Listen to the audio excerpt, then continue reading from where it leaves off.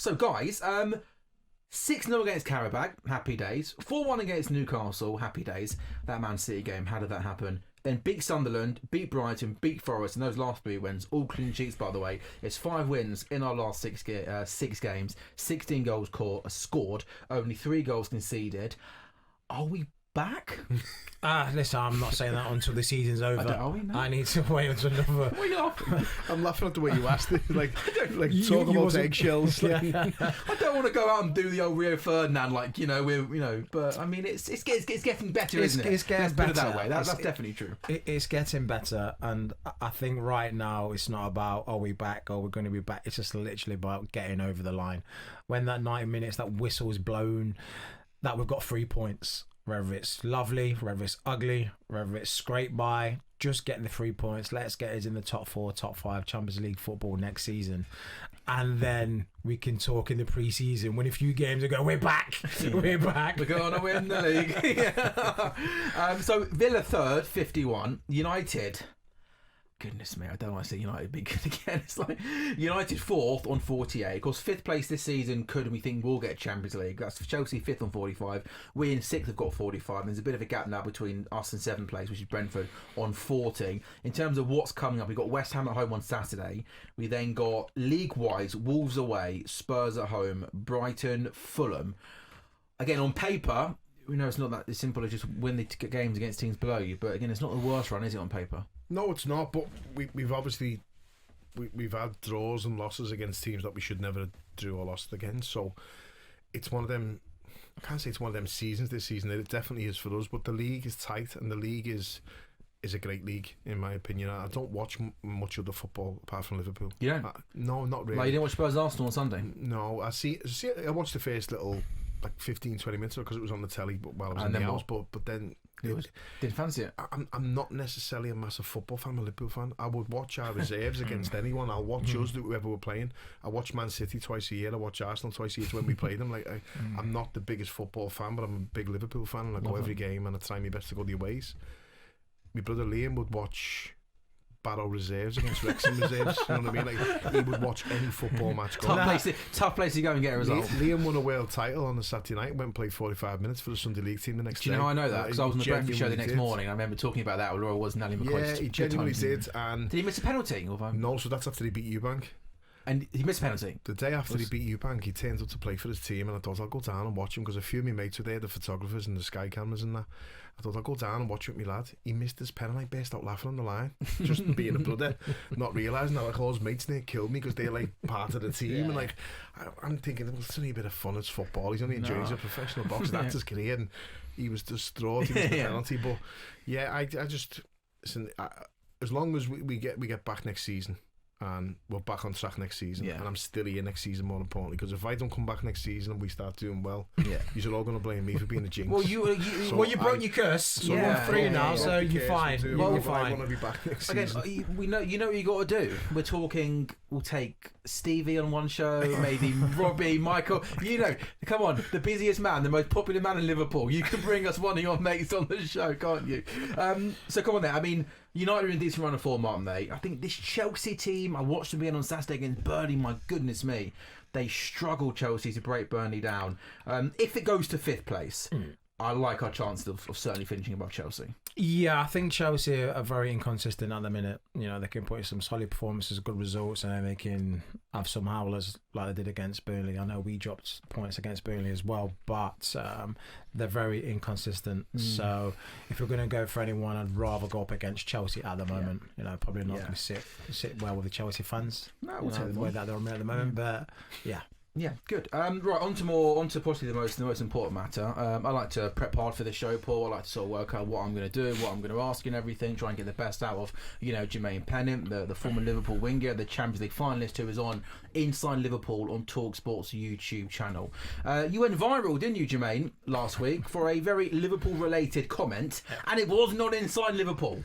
What on earth is going on? And for those that haven't seen it, why did you go viral and why did you upset one of the greatest centre-backs in Premier League history? It was just a debate, who is better. And all I said was, in my team, I'd rather have Virgil than John Terry.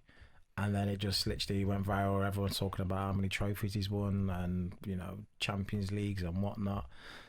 Fair play. And you know, I'm not taking that away from him. But my personal preference and who I'd rather go up against as a player would be Virgil. Would be John Terry. When you said it initially, I think you were alongside Jamie O'Hara, weren't you? Like, but he was disgusted. He was outraged. Like I was saying, what? Like. So if someone sat there and, you know what, I'd just go John Terry, I was like, all right, fair enough. But like the idea, like he was like, what? It's like I said, Joe Gomez. Yeah, it's sure. like us comparing Joe Gomez to John Terry, and you go, you what? Yeah, that's fair enough. But I'm talking about one of the greatest defenders. 100%. That Liverpool he's in the conversation. He's in the conversation. It's a valid argument. Of course it is. In my opinion, it's a valid argument, and it's not just people like me, fans, saying it. It's ex-pros saying it. It's pundits saying it. It's a very valid debate, in my opinion. They're both two great defenders, and you can either have either or. It's not a massive. Because what I'm baffled me is he's nowhere near. I'm like, that's just a bit far-fetched. That's just a bit ridiculous. You know, he's won major things himself. So he's won personal honours that no other defenders won. Like the Virgil van Dijk that came to Liverpool, I think Alisson was the icing on the cake, but I think Van Dijk completely transformed that whole defence. And there was a 3-4 year period where like he made no mistakes, nobody could get by him. And whether it was Lovren playing alongside him, Klavan, Matip, Gomez, he would make that next centre back look world class as well. Like, you know, look who he's had against. He's had no disrespect to these players. JT had Cavango for most of his career, didn't he? He's played with Desailly, yeah. Carvalho, Gallas. They're top defenders. Van Dijk's had Matip. No disrespect to these players, but they're not the players I've just named. Matip, Joe Gomez, Nat Phillips, Lovren, Reece Williams. Dejan. There's a big in what I've just mentioned. Absolutely, I remember Carragher saying that whoever plays next to him will automatically raise the game and be considered a better player because you're next to him. He makes anyone like that look good, doesn't he? Yeah, there was a 3-4 year period where I don't remember watching a defender make the game look as easy as Virgil van Dijk in terms of just reading the game, dominance in the air, passing ability, holding a whole back four together. If you're a Chelsea fan, all Chelsea fans are going to prefer John Terry, Virgil van Dijk, fine.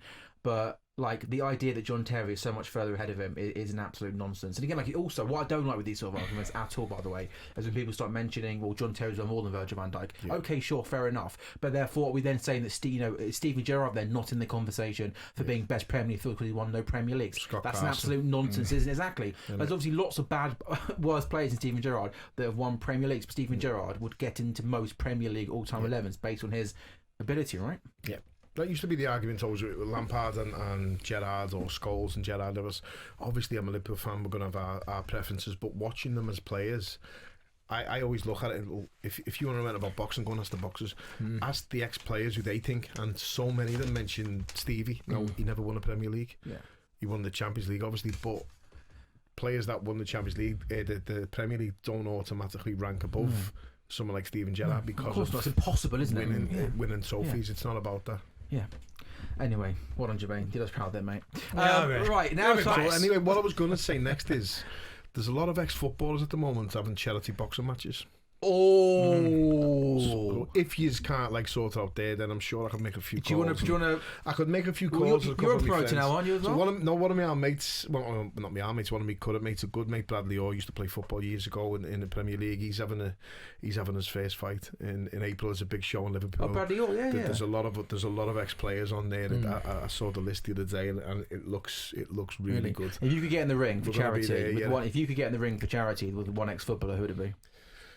See, it would be me playing football for charity, wouldn't it? And I did it once at Goodison and absolutely was terrified. Boxing wise, footballers, I'd love to get in the ring with Gary Neville. I knew you were going to say Gary Neville. I know you are. Yeah, just toy with him and then give him the. Yeah, that's it. Poor Gary Neville never get more.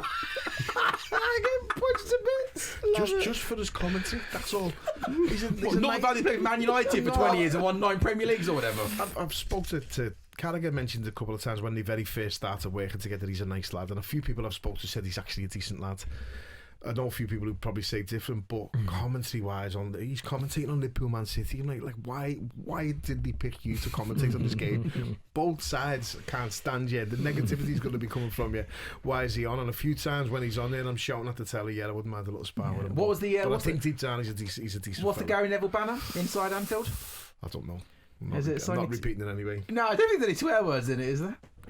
I don't know. We'll save that for another show. Right, guys, let's dot the I's, cross the T's, and important business to attend to. It's now time for our bet builder with BetMGM. Remember, you can download the app or head to betmgm.co.uk. And of course, this is for Liverpool West Ham, Saturday 3 o'clock. By the way, a nice home game on a Saturday 3 o'clock, Paul. You'll be there. You're going to enjoy it. An old school 3 o'clocker. We love it. I'll kick things off nice and simple. Obviously, backing the lads. I'm going for a Liverpool victory. I'm going to go at Anfield.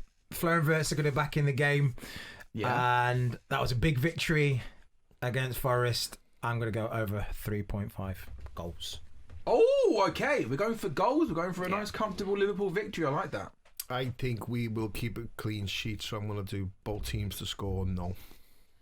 Both teams scored no. Okay, so we've got Liverpool win, and ideally we're going to need a 4 or 5 or 6 nil Liverpool win because you've gone over 3.5 goals.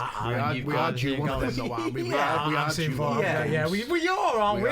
We're due it. Can you imagine at Anfield on Saturday, 2 up after 15 minutes? Yeah, that's just pinging the ball. Ekitike goes 1 up. Maybe Van Dijk. If we get early goal, I'm telling you, that's a good bet. Yeah, if we get early goal. It's a good bet. Good. We like that. And again, you can head to betmgm.co.uk for more. That is the Inside Liverpool bet builder for Liverpool West Ham. Liverpool to win, obviously, in our opinion anyway. Both teams have scored. No, we think Liverpool keep a clean sheet in over 3.5 goals. Okay, guys, good stuff. That's all we've got time for on the latest episode of Inside Liverpool. Anything fun coming up this week, Gemma? Not this week.